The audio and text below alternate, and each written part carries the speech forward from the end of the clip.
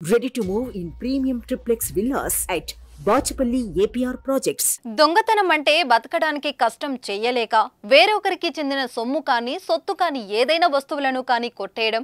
అయితే కాలం మారుతున్న కొద్దీ దొంగతనాలు జరిగే తీరులో కూడా ఎన్నో మార్పులు వచ్చాయి.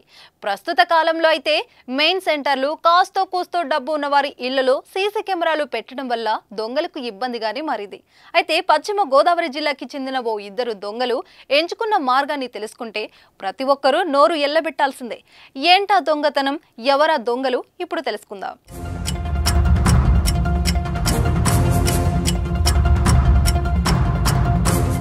ఏలూరు జిల్లా కలిదిండి మండలం ఎస్ఆర్పి అగ్రహారానికి చెందిన చలపతి అనే రైతుకు చేపల చెరువు ఉంది.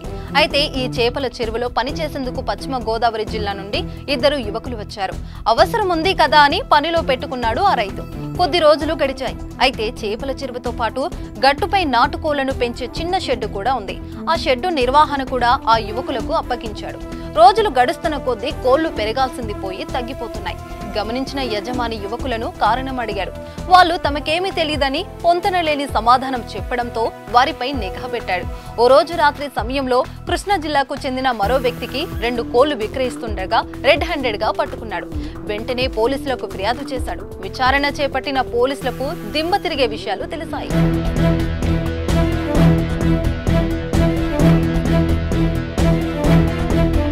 అవేంటంటే చేపల చెరువులో పనికి కుదిరిన ఇద్దరు యువకులు మారుమూల గ్రామాల్లో రాత్రిళ్ళు చొరబడి కేవలం కోళ్లను మాత్రమే ఎత్తుకొస్తారట.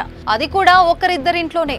అలా ఒక్క ఊరు కాదు, 1-2 కోళ్లు కాదు, వందల కొద్ది కోళ్లు ఎత్తుకొచ్చి వేరే ప్రాంతాల్లో అమ్మి వచ్చిన డబ్బులతో జల్సాలు చేస్తారట.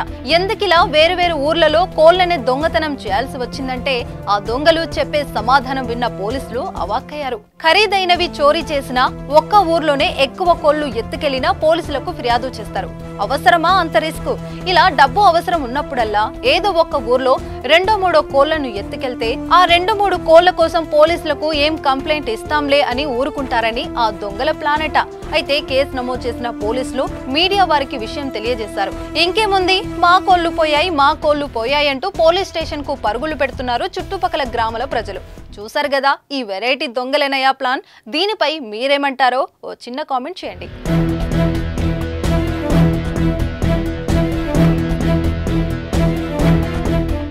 సుమన్ టీవీలో మీ పర్సనల్ అండ్ బిజినెస్ ప్రమోషన్స్ కోసం కింది నెంబర్కి కాంటాక్ట్ చేయండి.